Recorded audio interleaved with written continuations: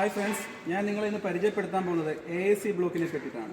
ഓട്ടോക്ലേവ്ഡ് aerated concrete block എന്നാണ് ഈ AAC ബ്ലോക്കിനെ അറിയപ്പെടുന്നത്. ലൈറ്റ് വെയ്റ്റ് കൺസ്ട്രക്ഷന് വേണ്ടിയിട്ടാണ് നമ്മൾ AAC ബ്ലോക്ക് പ്രിഫർ ചെയ്യുന്നത്.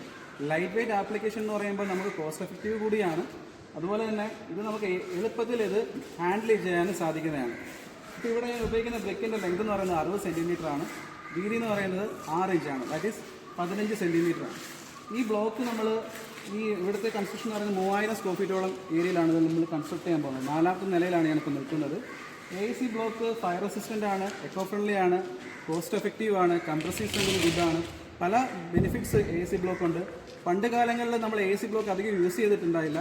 1924 മുതൽ സ്വീഡനിൽ ഇൻട്രൊഡ്യൂസ് ചെയ്തൊരു ബ്ലോക്കാണ്.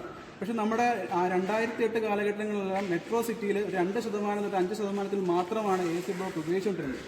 പക്ഷേ 2018 കാലം വന്നപ്പോഴത്തേക്ക് AAC ബ്ലോക്കിൻ്റെ യൂസേജ് ഏകദേശം 70% യൂസേജസ് ഉണ്ട്. പക്ഷേ എടുത്തു പറയേണ്ട ഒരു കാര്യം, ഈ ലൈറ്റ് വെയ്റ്റ് ആണ്, കോസ്റ്റ് എഫക്റ്റീവ് ആണ്, എല്ലാം ആണെങ്കിൽ പോലും സ്കിൽഡ് ആയിട്ടുള്ള എംപ്ലോയീസ് ഉണ്ടെങ്കിൽ മാത്രമേ നമുക്കിത് ചെയ്യാൻ സാധിക്കത്തുള്ളൂ. ഇതിൻ്റെതായ ഒരു പോളിമർ ബേസ്ഡ് അഡിസീവ്സ് ആണ് ഉപയോഗിക്കുന്നത്. ആ പോളിമർ ബേസ്ഡ് അഡിസീവ്സ് ഉപയോഗിച്ച് മാത്രമേ ഇത് ജോയിൻ ചെയ്യാവൂ. നോർമൽ സിമെൻറ്റ് മോട്ടോർ ഒരു കാരണവശാലും ഉപയോഗിക്കരുത്. അത് ബഡ്ജറ്റ് ലാഭിക്കാനായിട്ട് നമ്മൾ ഉപയോഗിച്ചാൽ പോലും ബോണ്ടിങ് സ്ട്രെങ്ത് ഒട്ടും കാണില്ല. അതുകൊണ്ട് അഡിസീവ്സ് മാത്രം ഉപയോഗിച്ചിട്ട് വേണം ഈ AAC ബ്ലോക്ക് ബോണ്ട് ചെയ്യിക്കാനായിട്ട്. അതുപോലെ തന്നെ പ്ലാസ്റ്ററിങ് ആവശ്യമേ ഇല്ല. സർഫസ് പൂർണ്ണമായിട്ടും കൃത്യമായി ലെവൽഡ് ആയതുകൊണ്ട് തന്നെ നമുക്ക് പ്ലാസ്റ്ററിങ് വേണ്ട.